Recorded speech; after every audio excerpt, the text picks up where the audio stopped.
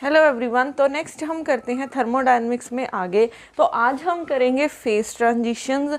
अब phase transitions हमारे पास क्या होती हैं? अगर कोई सब्सटेंस एक फेज से दूसरे फेज में जा रहा है तो उसे हम क्या बोलेंगे? Phase transition. जैसे अगर हम क्या करें, आइस को रख दें, ठीक है, थोड़ा टाइम आइस को फ्रिज में से बाहर निकाल के रख देंगे तो कुछ टाइम बाद आप देखोगे वो वाटर में चेंज हो गई होगी, ठीक है। तो ये क्या हुआ, आइस हमारे पास सॉलिड फेस में थी और जो वाटर होता है वो लिक्विड फेस में होता है, तो वो क्या हुआ, सॉलिड से लिक्विड फेस में चली गई। तो इसे हम बोलते हैं फेस ट्रांजिशन, ठीक है। तो फेस ट्रांजिशन क्या है? वन फेस से दूसरे फेस में जाना, one phase to another phase, ठीक है। कन्वर्जन ऑफ सब्सटेंस, ठीक है, conversion of substance from one phase to another phase is called phase transition. अब इस फेस ट्रांजिशन में हमारे पास 2 पॉइंट्स आएंगे। जैसे हमारे पास एक होता है ट्रिपल पॉइंट, ट्रिपल पॉइंट, और एक आएगा हमारे पास क्रिटिकल पॉइंट, क्रिटिकल पॉइंट। अब ये हमारे पास क्या होता है? ट्रिपल पॉइंट वो पॉइंट होता है जब हमारे पास तीनों फेसेस कोएग्जिस्ट करते हैं। ऑल थ्री फेसेस कोएग्जिस्ट, ठीक है। अब ये 3 फेसेस कौन से हैं? हमारे पास 3 ही फेसेस होते हैं, सॉलिड, लिक्विड एंड गैस, ठीक है। Solid, liquid and gas. जब ये हमारे पास तीनों फेसेस कोएग्जिस्ट कर रहे हैं, मींस वो पॉइंट जहाँ पे वो चीज़, वहाँ पे जहाँ पे वो सब्सटेंस सॉलिड भी है, लिक्विड भी है और गैस भी है, उस पॉइंट को हम क्या बोलेंगे? Triple point. वाटर इसकी एक बेस्ट एग्जांपल है, जो कि ये ट्रिपल पॉइंट, ठीक है, मीन्स हम ट्रिपल पॉइंट फाइंड कर सकते हैं वाटर का। वो एक पॉइंट पे सॉलिड भी होता है, वाटर भी हो सकता है और हमारे पास गैस भी हो सकता है, ठीक है। गैस मीन्स वेपर फेस में। अब उसके बाद हमारे पास आता है क्रिटिकल पॉइंट। क्रिटिकल पॉइंट क्या होता है?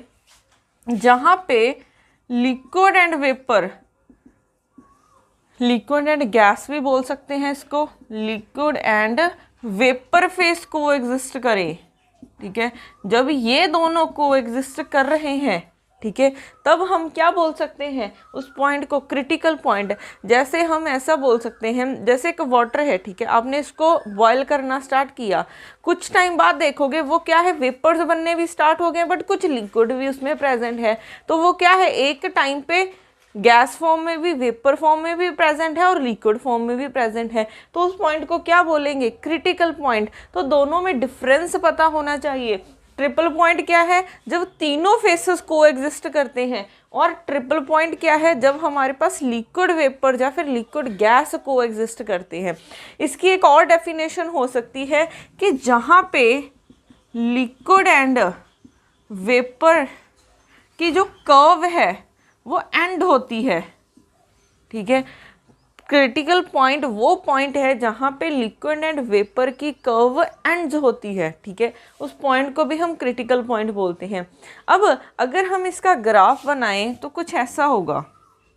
इस तरफ वॉल्यूम है, इस तरफ प्रेशर है, इसका ग्राफ कुछ ऐसे होता है, ठीक है। अब ये हमारे पास सॉलिड फेस है,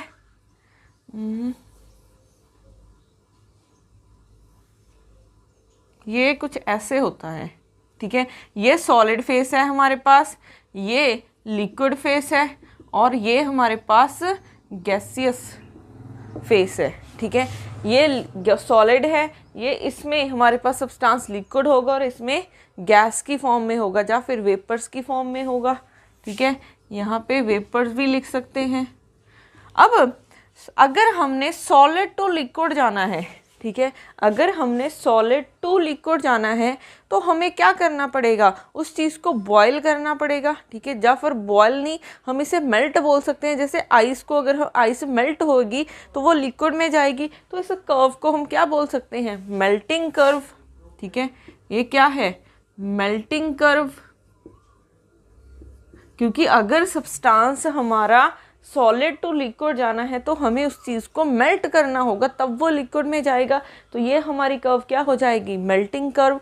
अब अगर आपने लिक्विड टू वेपर जाना है, लिक्विड टू गैस जाना है, तो आपको बॉयल करना पड़ेगा। तो ये हमारे पास बॉइलिंग कर्व हो जाएगी, बॉइलिंग कर्व और वेपराइजेशन कर्व।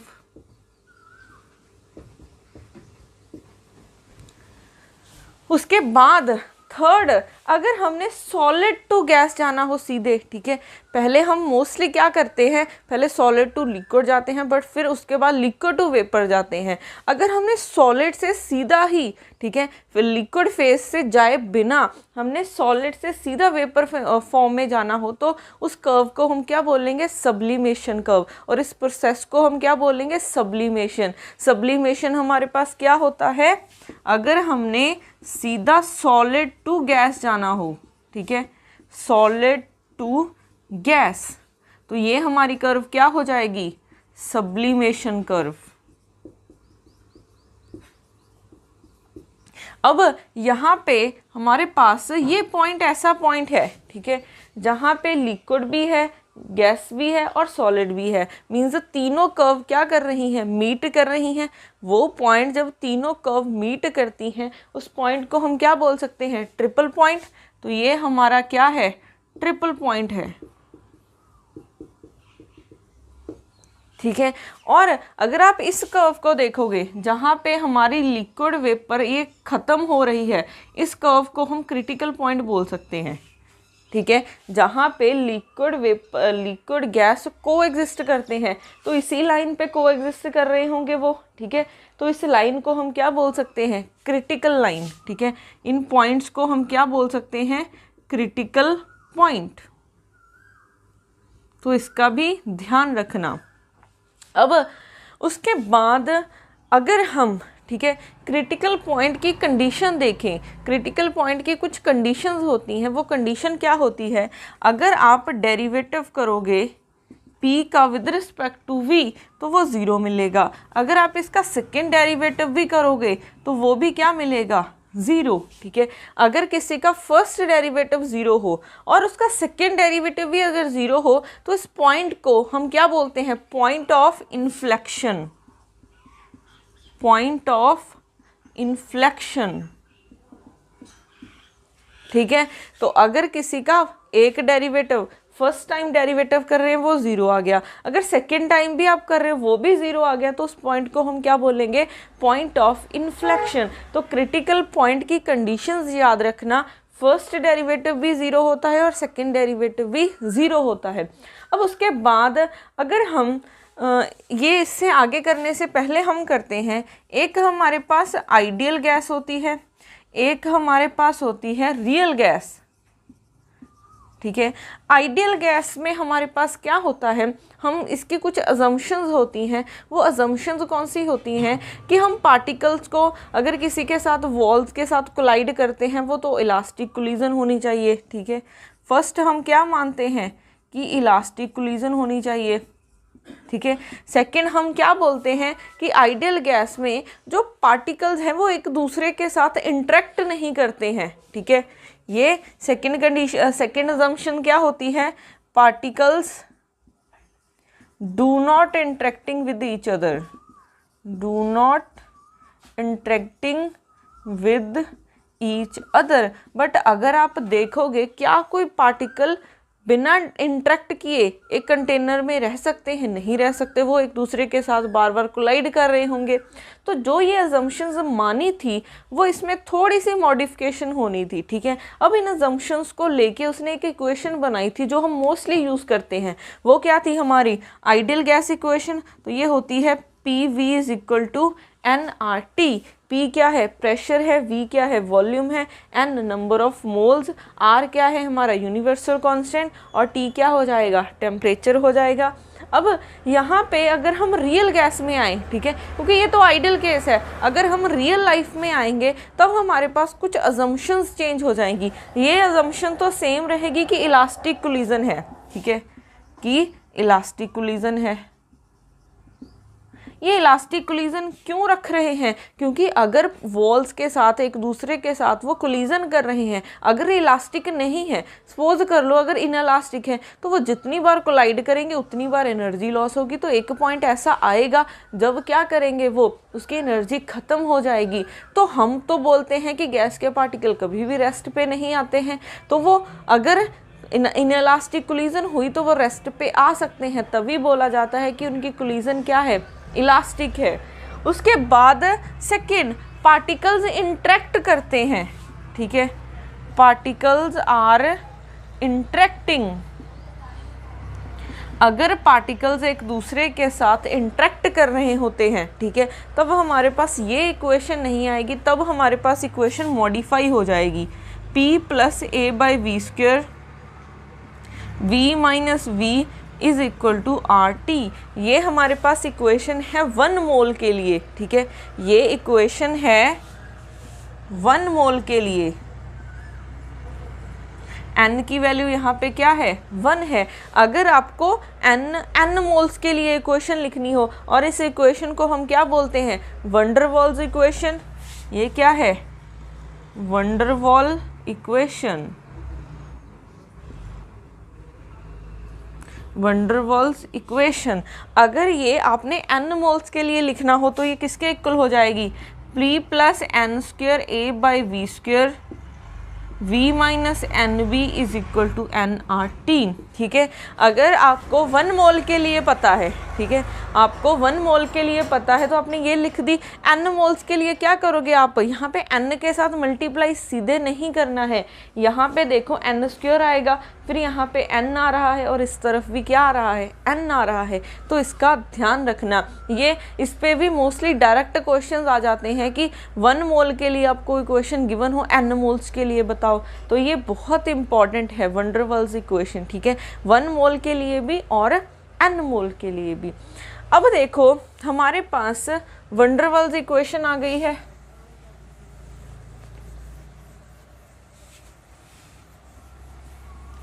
हमारे पास वंडरवॉल इक्वेशन आ गई है, ठीक है, कौन सी है, अगर हम 1 मोल के लिए देखें, फॉर 1 मोल, ठीक है, तो इक्वेशन है P plus A by V square V minus V is equal to R T. अब हम क्या करते हैं, हमें क्रिटिकल पॉइंट के लिए, ठीक है, हमने क्या करना है, हमारा नेक्स्ट टारगेट क्या है, हमें क्रिटिकल पॉइंट पे P, V और C की वैल्यूज़ चाहिए, ठीक, P, V और T की वैल्यूज़ चाहिए। मीन्स क्रिटिकल पॉइंट पे प्रेशर की कितनी वैल्यू होगी, वॉल्यूम की कितनी वैल्यू होगी और टेम्परेचर की कितनी वैल्यू होगी, हमें वो चाहिए। तो हम क्या करते हैं, क्रिटिकल पॉइंट की कंडीशन देख लेते हैं, ठीक है, करली P बाई करली V 0 होना चाहिए और इसका सेकेंड डेरिवेटिव भी क्या होता है, 0 होता है, ठीक है। अब हम यहाँ से पहले क्या करेंगे, P की वैल्यू निकालेंगे। तो P की वैल्यू निकालनी है, इस टर्म को दूसरी तरफ ले जाओ, तो R T by V minus V. अब P की क्या वैल्यू हो जाएगी, R T by V minus V minus A by V square. अब इस इक्वेशन में साथ में लिख लेना कि पी वी टी तो आपको पता ही है, वॉल्यूम, प्रेशर, वॉल्यूम और टेम्परेचर, और यहाँ पे ए और बी क्या है, कॉन्स्टेंट्स हैं, ठीक है, ए एंड बी हमारे पास कॉन्स्टेंट्स होते हैं। तो हमने क्या किया है, निकाल ली P की वैल्यू, ठीक है।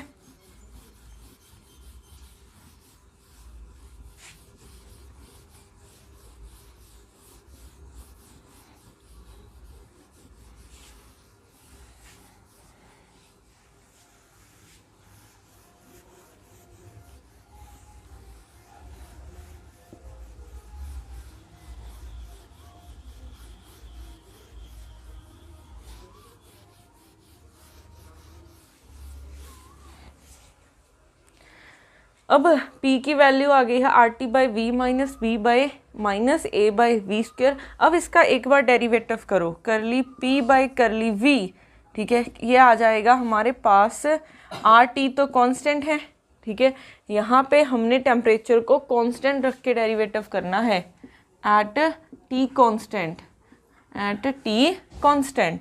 तो अब यहाँ पे आर टी कॉन्स्टेंट है, ये आ जाएगा -1, फिर v माइनस वी का स्क्वायर आ जाएगा। फिर यहाँ से -2 आएगा और नीचे v क्यूब बन जाएगा। तो यहाँ से करली p बाय करली v क्या बन गया, -RT by v minus V का square plus 2a by V cube. और ये हमने 0 के इक्वल रख देना है, तो इसको दूसरी तरफ लेके गए तो RT by v minus V square plus is equal to हो जाएगा 2 बाय वी क्यूब। एक तो हमारे पास इक्वेशन फर्स्ट ये बन गई है, ठीक है। अब हम क्या करते हैं, सेकंड डेरिवेटिव करते हैं, किसका, इस वाली टर्म का, ठीक है। इस वाली टर्म का सेकंड डेरिवेटिव करना है, तो r हमारे पास curly square p by curly v square is equal to -RT, ये -2 ऊपर जाएगा और नीचे क्यूब बन जाएगा, ठीक है, क्योंकि डेरिवेटिव में एक पावर कमी होती है। फिर ये माइनस माइनस प्लस हो गया 2, ये -3 ऊपर जाएगा और फिर नीचे b 4 बन जाएगा। तो इसको सॉल्व किया थोड़ा सा, तो ये क्या बन जाएगा, minus minus plus 2RT by v minus V cube minus 6a by v raise to power 4। अब इसको हमने 0 के इक्वल रख देना है, तो यहाँ से क्या आ जाएगा, 2RT by v minus V cube is equal to 6a by v raise to power 4। ये आ गई है हमारी सेकंड इक्वेशन। अब क्या करो, दोनों को डिवाइड कर दो, ठीक है। यहाँ से हम डिवाइड करेंगे इक्वेशन 1 डिवाइडेड बाय 2, तो दोनों को डिवाइड किया तो क्या बन जाएगा, RT by v minus V square, ठीक है। ये डिवाइड होगा तो उल्टा हो जाएगा, ये ऐसे हो जाएगा, is equal to 2a by V cube, यहाँ से v4 बाय 6a हो जाएगा, तो ये कैंसिल होके नीचे 3 आ जाएगा, ये कैंसिल हो गया और यहाँ से RT के साथ RT कैंसिल हुआ, ये कैंसिल हो जाएगा एक, तो क्या बचा, v minus V divided by 2 बचा है और इस तरफ v बचा है और डिवाइडेड बाय 3। तो अब क्रॉस मल्टीप्लाई की तो क्या हो जाएगा, 3v minus V is equal to 2v, तो 3v minus 3v is equal to 2v। तो यहाँ से अब देखो हमारे पास क्या आ जाएगा, ये इस तरफ लेके आओ, 3v minus 2v is equal to क्या आ जाएगा, 3v। तो हमारे पास v कितने इक्वल आ गया, v के, ठीक है। v कैपिटल v हमारे पास किसके इक्वल आ गया है, 3b के। तो ये क्या है, हमारी क्रिटिकल पॉइंट पे निकाल रहे हैं हम, ठीक है। क्रिटिकल पॉइंट के लिए हम क्या लिख लेते हैं, vc। तो वह हमारे पास vc की वैल्यू आ गई है, कितनी आई है, 3b, ठीक है। अब हम क्या करते हैं, जैसे इस इक्वेशन में ही पुट कर लो, पुट करो, put value of vc in equation 1, तो यहाँ से क्या बन जाएगा, RT बाय v है, ठीक है, v की वैल्यू 3b माइनस v और यहाँ पे क्या है, स्क्वायर है, is equal to 2a by V cube, means इसका क्या कर देना है, क्यूब। तो यहाँ से RT ये 2b square is equal to 2a by 27b cube, यहाँ से RT by 4b square is equal to 2a by 27b cube, ठीक है।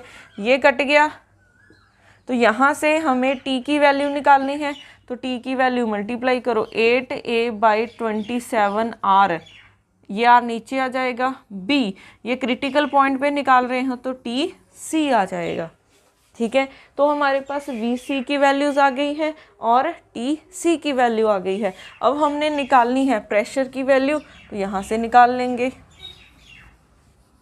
अब हमने क्रिटिकल पॉइंट पे निकालना है, तो सब जगह pc tc vc ये कर दो, तो वैल्यूज़ पुट कर दो tc और vc की।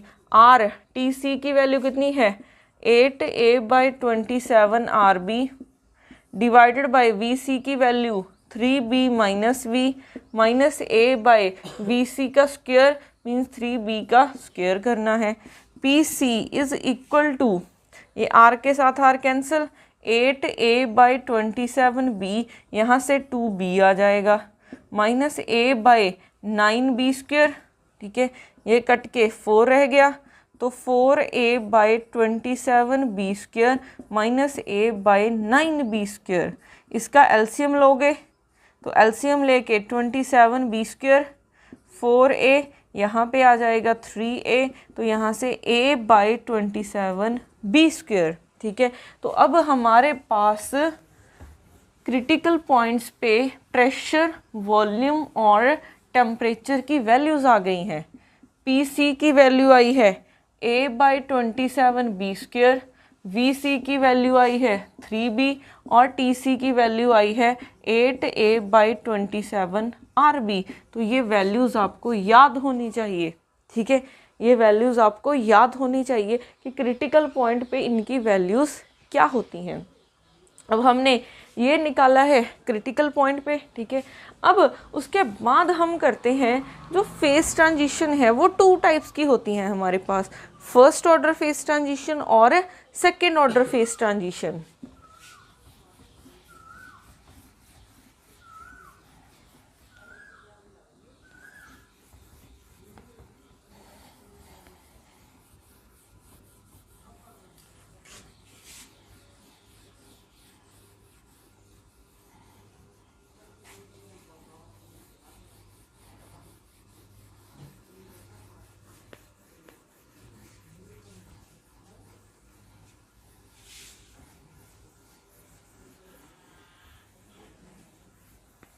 उसके बाद है हमारे पास 2 टाइप्स की फेस ट्रांजिशन होती हैं। ठीक है, एक होता है फर्स्ट ऑर्डर,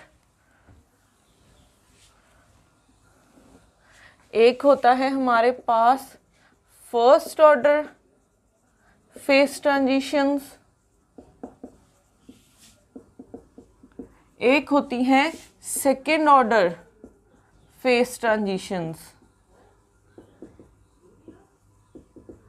अब फर्स्ट ऑर्डर फेस ट्रांजिशन में हमारे पास क्या होगा, अब हम यहाँ पे एक टर्म लेके चलते हैं गिव्स फ्री एनर्जी। ठीक है, अब फर्स्ट ऑर्डर की कंडीशन क्या है और सेकंड ऑर्डर की कंडीशन क्या है। फर्स्ट ऑर्डर फेस ट्रांजिशन में जी हमारे पास क्या है, gives free energy, gives free energy, और फर्स्ट ऑर्डर फेस ट्रांजिशन में जी और उसका फर्स्ट डेरिवेटिव, सॉरी हमारे पास यहाँ पे फर्स्ट ऑर्डर फेस ट्रांजिशन में जी क्या होता है, कॉन्टिन्यूस होता है।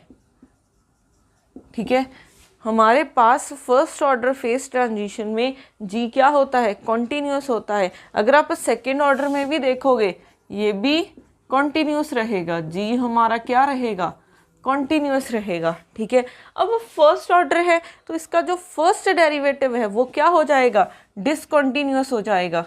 इसका फर्स्ट डेरिवेटिव, क्योंकि फर्स्ट डेरिवेटिव तो किसी के भी साथ हो सकता है, तो first derivative of G is discontinuous. ठीक है, तो जी कॉन्टिन्यूअस है बट उसका फर्स्ट डेरिवेटिव डिसकॉन्टिन्यूअस है। अब आपको ये पता है कि अगर किसी का डेरिवेटिव डिसकॉन्टिन्यूअस आ जाए तो अगर आप उसका सेकेंड डेरिवेटिव, उसका इससे नेक्स्ट डेरिवेटिव फाइंड करने जाओगे तो वो क्या करेगा, इन्फानाइट हो जाएगी उसकी वैल्यू। ठीक है, उसका वो डेरिवेटिव इन्फानाइट हो जाएगा। सपोज ये है आपके पास ये कोई फंक्शन है, ये क्या है, एक डिसकंटिन्यूअस फंक्शन है। अगर आप इसका डेरिवेटिव फाइंड करने जाओगे तो यहाँ पे हमारे पास इसका डेरिवेटिव फाइंड करने जाओगे तो आपके पास स्लोप क्या बनेगी, इन्फानाइट बन जाएगी। ठीक है, तो हम यहाँ पे बोल सकते हैं कि अगर किसी का भी डेरिवेटिव डिसकंटिन्यूअस आता है तो इससे नेक्स्ट डेरिवेटिव इन्फानाइट बन जाता है। ठीक है, तो सेकेंड ऑर्डर डेरिवेटिव क्या बन जाएगा, डाइवर्ज करेगा। डाइवर्ज मीन्स इन्फानाइट बन जाएगा। ठीक है, ये क्या बन जाएगा, इन्फानाइट। तो इसका ध्यान रखना, सेकेंड ऑर्डर या फिर हायर ऑर्डर डेरिवेटिव बोल सकते हो। ठीक है, यहाँ पे और higher order derivative diverge, higher order derivatives diverge करते हैं। ठीक है, अब ये था कि इसमें जी कंटिन्यूअस है, डिसकंटिन्यूअस और हायर डेरिवेटिव डिसकंटिन्यूअस होंगे।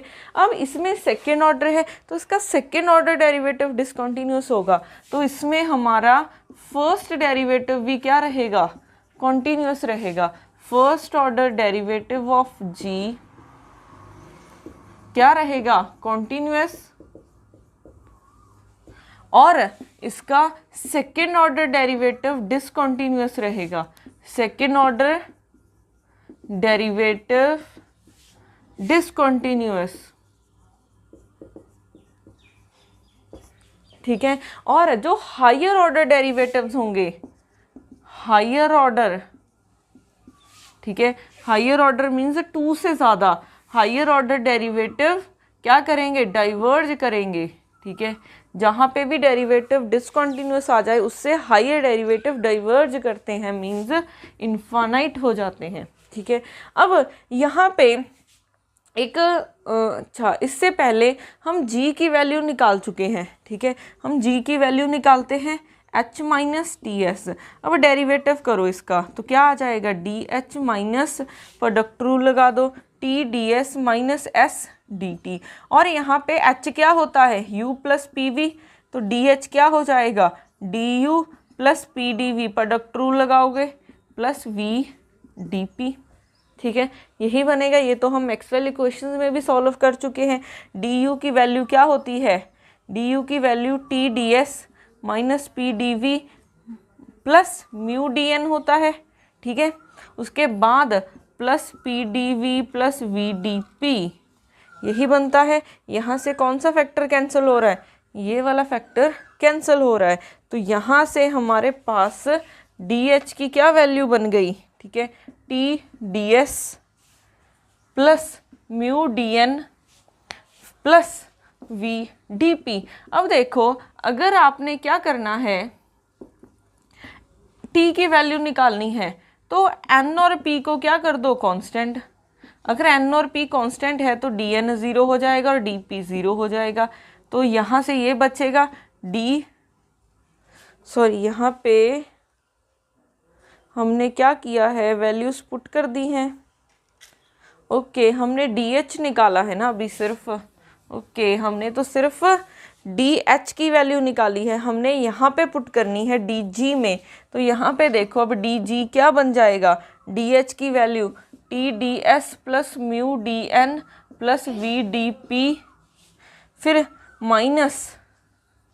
Minus T D S minus S D T, तो यहाँ से ये कैंसिल हो गया, तो डी जी की वैल्यू क्या बन गई, mu D N plus V D P minus S D T, ठीक है। डी जी की वैल्यू ये बन जाएगी, ये हम कर चुके हैं मैक्सवेल इक्वेशंस में। अगर आपने म्यू की वैल्यू निकालनी है तो हमने पी और टी को कांस्टेंट कर देना है, पी और टी को कांस्टेंट कर दो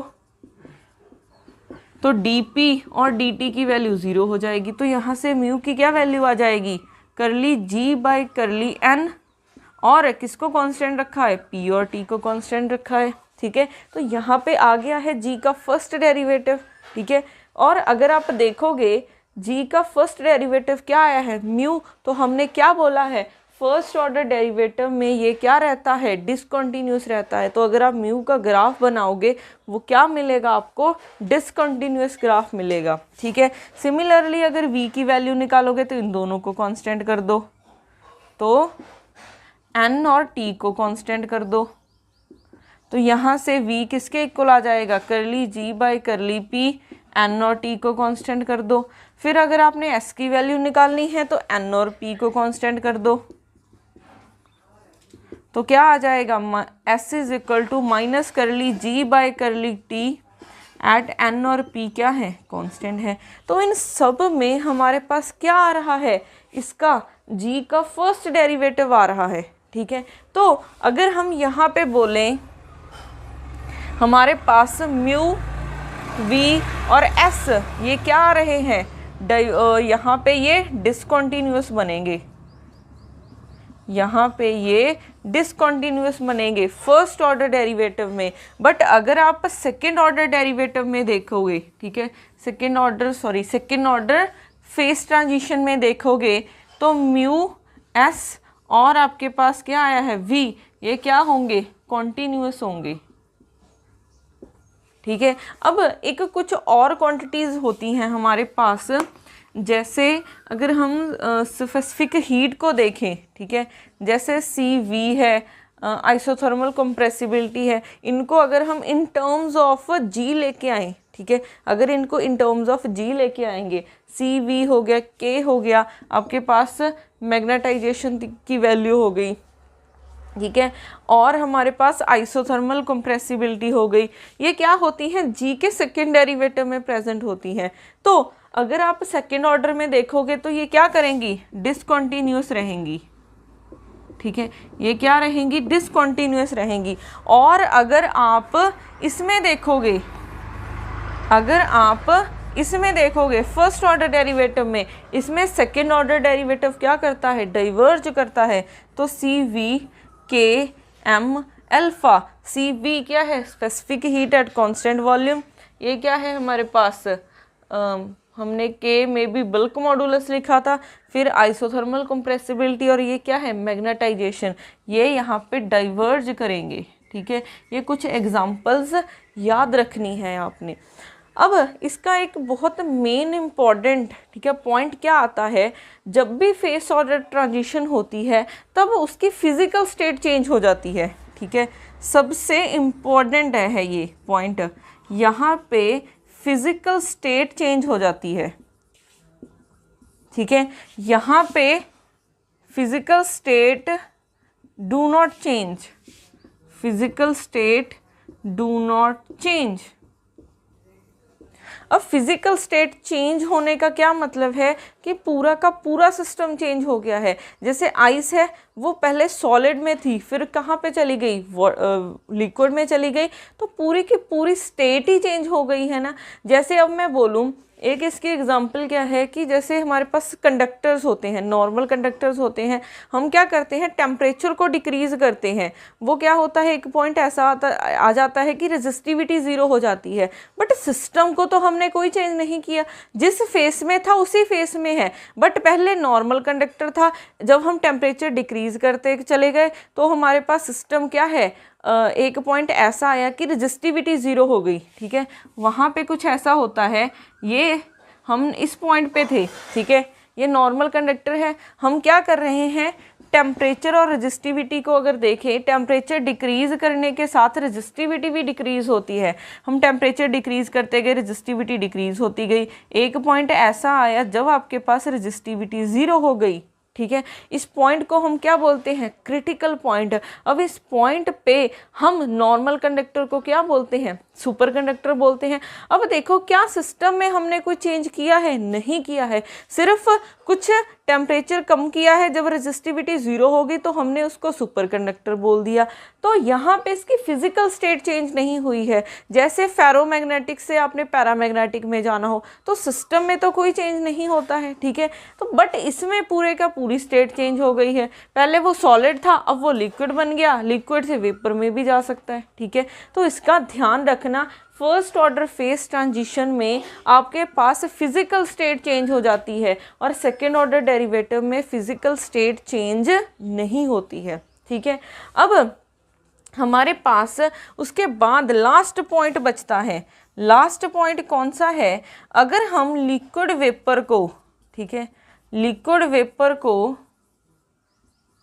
अवे फ्रॉम क्रिटिकल पॉइंट देख रहे हैं, ठीक है, अवे फ्रॉम क्रिटिकल पॉइंट, तो वो आपके पास फर्स्ट ऑर्डर फेस ट्रांजिशन होगी। अगर आप एट द क्रिटिकल पॉइंट देख रहे हो, ठीक है, अगर आप एट द क्रिटिकल पॉइंट देख रहे हो, सिर्फ ये किसके लिए वैलिड है, लिक्विड वेपर फेस के लिए, लिक्विड गैस फेस के लिए, liquid vapour eight the critical point अगर आपने देखा है, एट द क्रिटिकल पॉइंट, तो वो सेकेंड ऑर्डर फेस ट्रांजिशन होगी, ठीक है।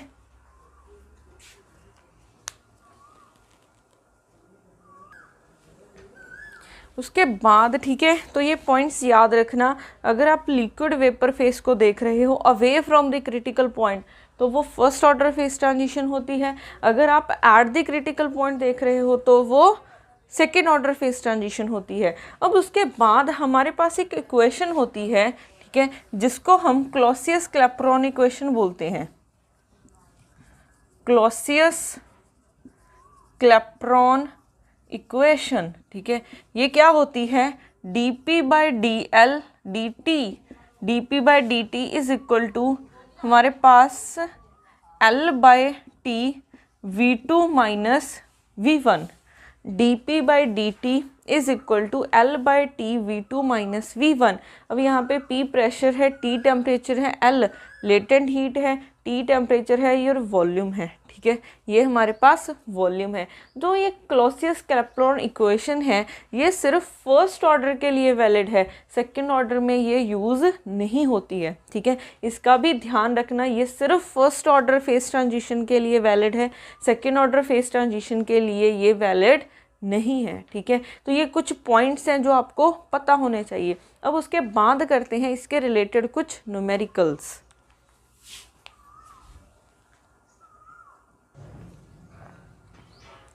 अब उसके बाद हमारे पास कुछ एग्जाम्पल्स हैं इसकी। फर्स्ट एग्जाम्पल है the sublimation of a solid ammonia is given by LP is equal to 23 minus, ये एक कर्व गिवन है, and vaporization curve of the liquid ammonia is, ठीक है। अब उसकी क्या है, एक सब्लिमेशन कर्व गिवन है, एक हमें वेपराइजेशन कर्व गिवन है। P हमें mm ऑफ Hg है और T हमें केल्विन में गिवन है। The temperature of a triple point, ठीक है। अब ट्रिपल पॉइंट है, ट्रिपल पॉइंट होता क्या है, जब तीनों फेसेस कोएग्जिस्ट करते हैं और उस पॉइंट पे तीनों कर्व्स क्या करेंगी, मीट करेंगी, तो मैं इन दोनों कर्व्स को इक्वल रख सकती हूँ, ठीक है। तो क्या आ जाएगा 23 minus 3750 by T is equal to क्या हो जाएगा 19.5 माइनस 3050 बाई टी, ठीक है। क्योंकि ट्रिपल पॉइंट की कंडीशन याद रखना कि हमारे पास जब तीनों फेसेस कोएग्जिस्ट करते हैं और जब तीनों कर्व्स मीट करती हैं, अगर मीट करेंगी तो वो इक्वली होंगी तभी मीट करेंगी, ठीक है, उस पॉइंट पे, तो मैं इन दोनों को इक्वल रख सकती हूँ। तो यहाँ से हमारे पास टी की वैल्यू आ जाएगी, कब, ट्रिपल पॉइंट पे आ जाएगी। तो 23 माइनस 19.5 is equal to minus 3050 by T plus 3750 by T. यहाँ से हमारे पास, यहाँ से क्या आ जाएगा आपके पास 700 बाई टी, यहाँ से कुछ वैल्यू आ जाएगी, ठीक है, आपके पास। तो 23 माइनस 19.5, तो इसको मल्टीप्लाई करके मल्टीप्लाई और डिवाइड करके, ठीक है, इसको सॉल्व करके आपके पास 200 केल्विन आ जाएगा आंसर, ठीक है। इसका आंसर क्या आ जाएगा 200 केल्विन, कब, ट्रिपल पॉइंट पे, ठीक है। तो ये आपके पास ऑप्शन डी क्या हो जाएगी, करेक्ट हो जाएगी। अब उसके बाद करते हैं next question, which one of the following is a first order phase transition. तो फर्स्ट ऑर्डर फेस ट्रांजिशन कौन सी होगी, vaporization of a liquid at the boiling point, ठीक है, फेरोमैग्नेटिक टू पैरोमैग्नेटिक। अब देखो इसकी एग्जांपल्स देखते जाओ, ठीक है, इसकी एग्जांपल्स देखते जाओ। एग्जांपल्स क्या हैं कि फर्स्ट ऑर्डर फेस ट्रांजिशन में फिजिकल स्टेट चेंज हो जाती है। अगर फिजिकल स्टेट चेंज होगी, ferromagnetic to paramagnetic state change नहीं होती है। Normal liquid to superfluid liquid जाओगे, सुपर फ्लूइड हीलियम जाओगे, वो रहेगा तो हीलियम ही ना, तो इसमें भी स्टेट चेंज नहीं होती है। वो पहले भी लिक्विड था, सुपर फ्लूइड बनने के बाद भी लिक्विड है, तो स्टेट चेंज नहीं हो रही है, तो ये भी फर्स्ट ऑर्डर नहीं बन सकता, ठीक है, ये भी नहीं बन सकता, ये भी नहीं बन सकता।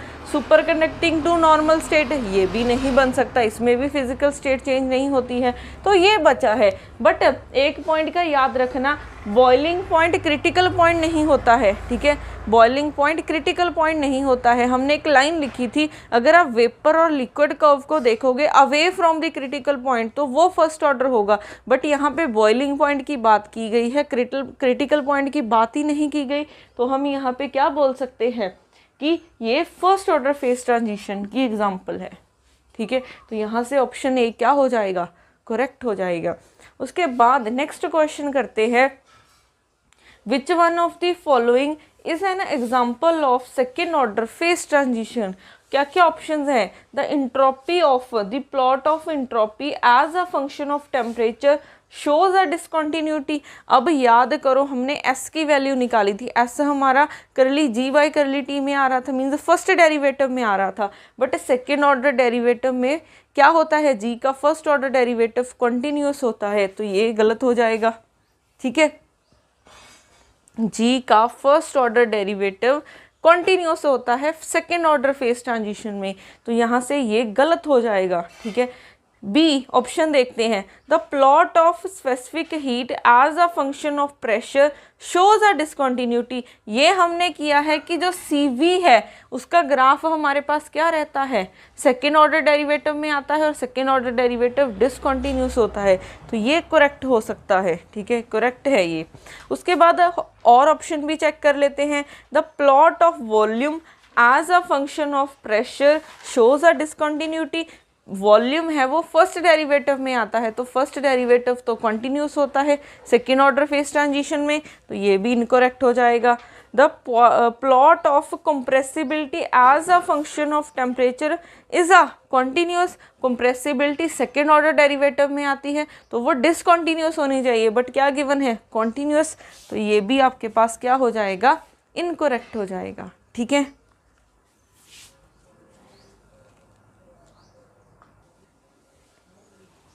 अब हमारे पास नेक्स्ट एग्जाम्पल है। The boiling point of a liquid at pressure P0 is T0, its molar heat of vaporization is L and molar volume of liquid phase is negligible as compared to vapor state। ठीक है, the volume phase obeying perfect gas equation, the boiling point T at pressure P is given by।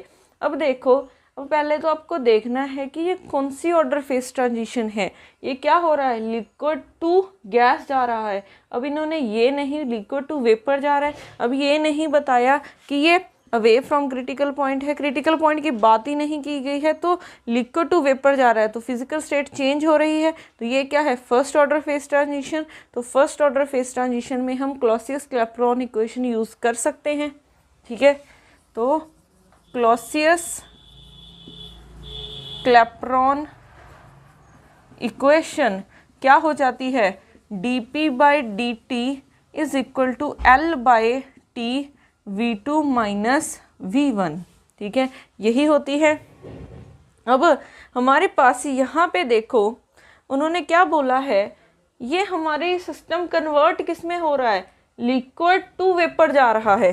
ठीक है, liquid to vapour जा रहा है। अगर liquid to vapour जा रहा है, ठीक है, तो इसका वॉल्यूम V1 होगा, इसका V2 होगा। आपने ऐसे चेक करना है कि ट्रांजिशन कहाँ से कहाँ हो रही है, लिक्विड टू वेपर हो रही है तो इसका V1, इसका V2। अब उन्होंने क्वेश्चन में एक गिवन है कि जो molar volume of a liquid phase is negligible as compare to किसके है, वेपर स्टेट के। तो जो लिक्विड स्टेट का जो वॉल्यूम है उसको हम निगलेक्ट कर सकते हैं एज कम्पेयर टू दिस, तो यहाँ से हम V1 को क्या कर सकते हैं, निगलेक्ट कर सकते हैं। ठीक है, अब उसके बाद हमें क्या निकालना है, टेम्परेचर निकालना है एट प्रेशर P। तो अब क्या करेंगे हम, पहले तो क्योंकि यहाँ पे DP है, DT है, यहाँ पे T है, ठीक है, तो हम क्या करेंगे, थोड़ा सा पहले वेरिएबल सेपरेशन लगा के इसको सेपरेट करते हैं। तो यहाँ से DP, ठीक है, मल्टीप्लाई कर दो V2/L इज इक्वल टू, ये हो जाएगा DT को मल्टीप्लाई कर दो। ठीक है, अब देखो यहाँ पे वॉल्यूम है, यहाँ पे DP है, तो कोई कांस्टेंट टर्म तो नहीं है, बट एक क्वेश्चन में लाइन लिखी हुई है, the vapour state obeying perfect gas equation. Perfect gas equation means हमारी ideal gas equation. Ideal gas equation क्या होती है, PV is equal to nRT। ठीक है, यही क्वेश्चन होती है। अगर देखो कहीं पे भी क्वेश्चन में N नहीं दिख रहा है तो ये 1 मोल के लिए होगा RT, तो यहाँ से V की वैल्यू निकाल लो, RT/P हो जाएगा। ठीक है, वैल्यू पुट कर दो, यहाँ पे क्या बन जाएगा, ये आपके पास RT/P into LDP is equal to DT/T। D T by T, T इस तरफ फिर से आ गया, इसको डिवाइड कर दो, तो R by L D P by P is equal to D T, इस टी को इस तरफ लेके गए तो टी स्क्वायर हो जाएगा। ठीक है, अब हमने क्योंकि टोटल वैल्यू निकालनी है, कहीं पे भी डी पी नहीं गिवन है, पी गिवन है, तो हम इंटीग्रेशन कर देंगे।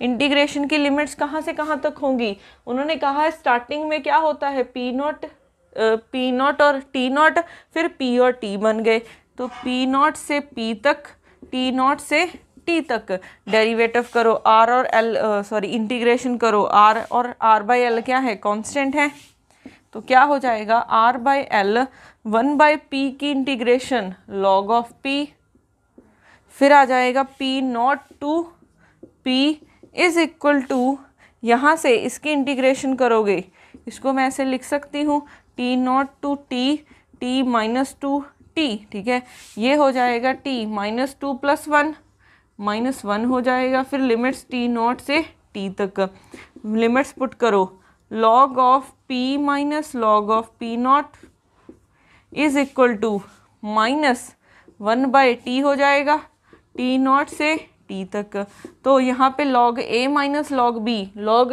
a बाई b हो जाता है, तो r by L log of p by p naught is equal to, limits हो जाएंगी 1/t माइनस 1/t नॉट। ठीक है, तो अब हमने निकालनी है T की value, the boiling temperature T की वैल्यू निकालनी है, तो T की वैल्यू निकालने के लिए T कॉमन ले सकते हैं हम, log of P by P naught is equal to, तो T की वैल्यू निकाली हमने। ठीक है, तो T की हमने क्या किया है, T निकालना है कॉमन। ठीक है, इन्होंने क्या किया हुआ है, अच्छा अगर हम यहाँ पे एक्सप्रेशन देखें, the boiling temperature T at pressure P naught is given bye, तो इनमें से कौन सी इक्वेशन करेक्ट होगी, अब हमें वो देखना है, तो इक्वेशन हमारी किस फॉर्म में आ रही है। ठीक है, तो इक्वेशन हमारी किसी भी फॉर्म, इनमें से कोई भी नहीं बन रही, तो हम क्या करते हैं, यहाँ पे देखो सब जगह T नॉट बाहर निकाला हुआ है इन्होंने। ठीक है, L/R के साथ, तो हम क्या करते हैं T नॉट कॉमन निकालते हैं, पहले तो इस माइनस को अंदर ले जाओ। ठीक है, तो ये बन जाएगा 1/T नॉट माइनस 1/T। ठीक है, तो अब यहाँ पे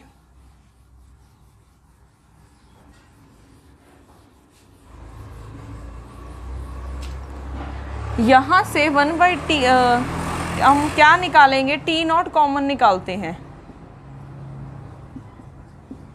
T नॉट कॉमन निकाला तो यहाँ पे आ जाएगा आपके पास, हम क्या कर सकते हैं, अच्छा 1/T नॉट को ही कॉमन ले लेते हैं, ऐसे करते हैं 1/T नॉट को ही कॉमन लिया तो ये बन जाएगा कुछ ऐसे।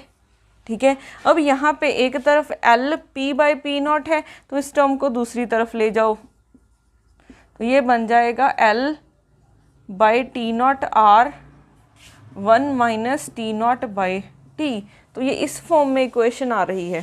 ठीक है, ये रही आपके पास, तो यहाँ से ऑप्शन 2 क्या हो जाएगी, करेक्ट हो जाएगी। तो ऐसे आप यूज़ कर सकते हो क्लॉसियस-क्लैपेरॉन इक्वेशन को। ठीक है, उसके बाद हमारे पास आता है नेक्स्ट क्वेश्चन,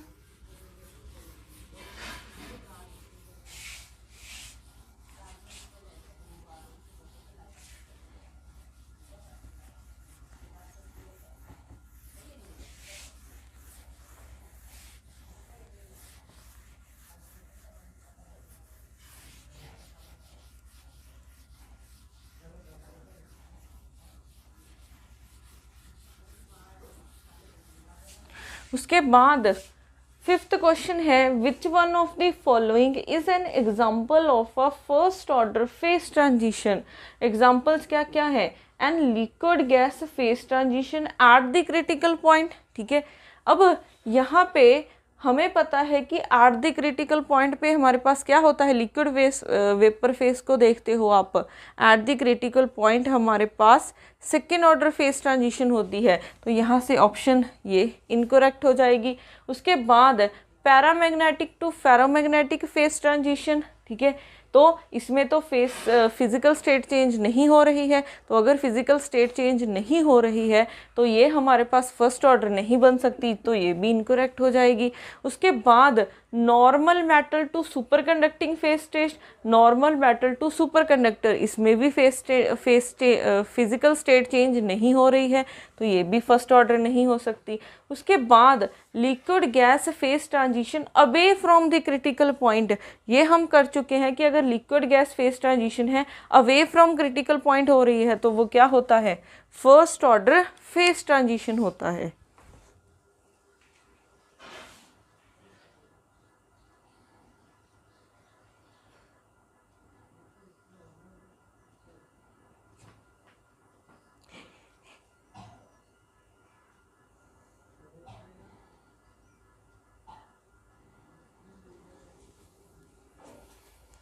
ठीक है, तो इसका ध्यान रखना, अगर एट द क्रिटिकल पॉइंट है तो वो सेकेंड ऑर्डर होती है, और अगर away from the critical point है तो फर्स्ट ऑर्डर फेस ट्रांजिशन होती है। ठीक है, तो यहाँ पे हमारे पास थर्मोडायनेमिक्स खत्म होती है। अब नेक्स्ट लेक्चर से हम स्टैटिस्टिकल मैकेनिक्स स्टार्ट करेंगे। Thank you.